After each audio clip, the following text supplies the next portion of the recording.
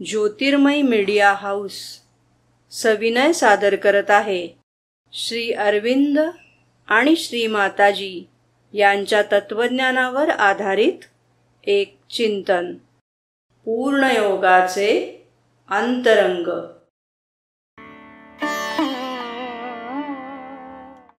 नमस्कार. आज आपण श्रीमाताजींच्या विचारांमधल्या एका खूप महत्वाच्या संकल्पनेवर बोलणार आहोत. संपूर्ण प्रामाणिकपणा हा फक्त एक सद्गुण नाहीये, तर आध्यात्मिक सिद्धीचा एक खात्रीशीर मार्ग आहे. सुरुवात तर बघा किती प्रभावी आहे.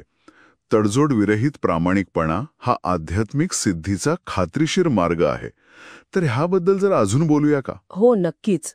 आणि मला वाटतं यातला तडजोड विरहित हा शब्द आहे ना, तो खूप खोल अर्थाचा आहे. म्हणजे फक्त खरं बोलणं असं नाहीये. तर कुठल्याही परिस्थितीत अगदी स्वतःचा सोयीसाठी सुद्धा सत्यापासून न ढळणं, कोणतीही तडजोड न करणं, ही एक प्रकारची काय म्हणतात त्याला आंतरिक निष्ठा आहे.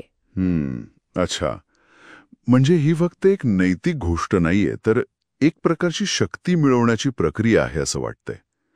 पण हे तडजोडविरहित राहणं खरं सांगायचं तर व्यवहारात किती अवघड असू शकतं, नाही का?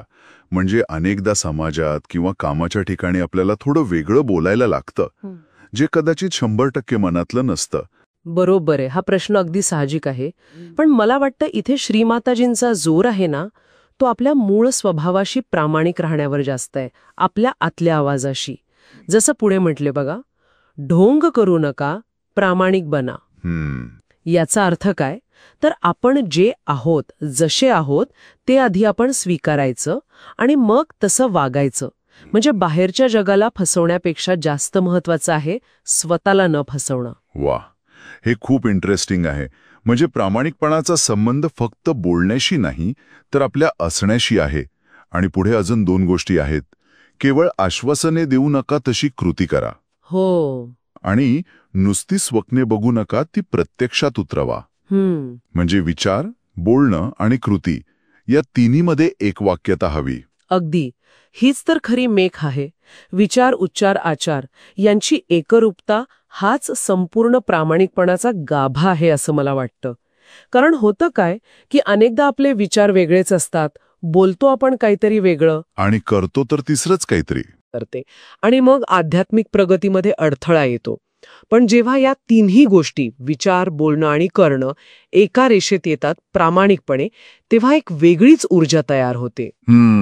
आणि कदाचित याच ऊर्जेमुळे किंवा स्थितीमुळे ते पुढचं विधान आलं असेल की पूर्णपणे प्रामाणिक व्हा, म्हणजे कोणत्याही विजयापासून तुम्हाला वंचित केले जाणार नाही. हे ऐकायला खूप आश्वासक वाटतं. पण विजय म्हणजे काय नक्की?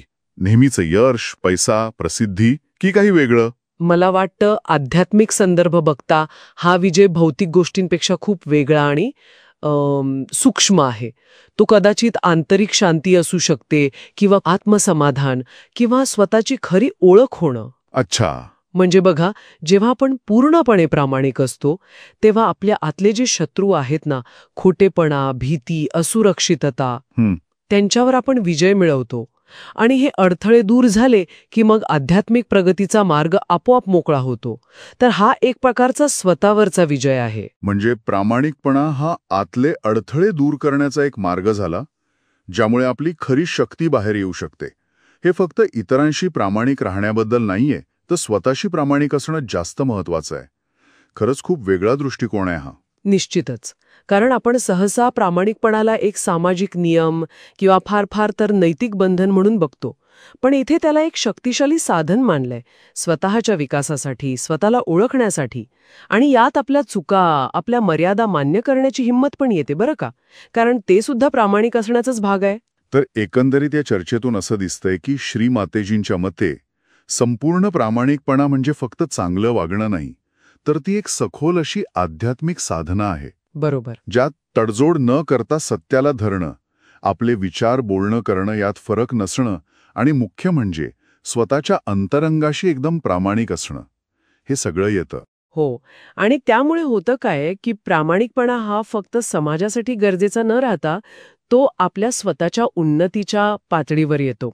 हा आपण स्वतःशी केलेला एक करार आहे, जो आपल्याला अधिक खरं आणि सशक्त आयुष्य जगायला मदत करतो.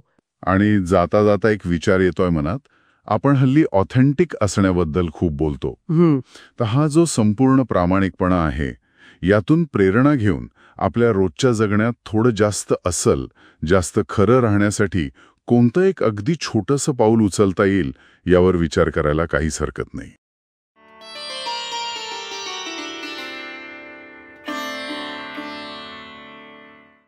धन्यवाद.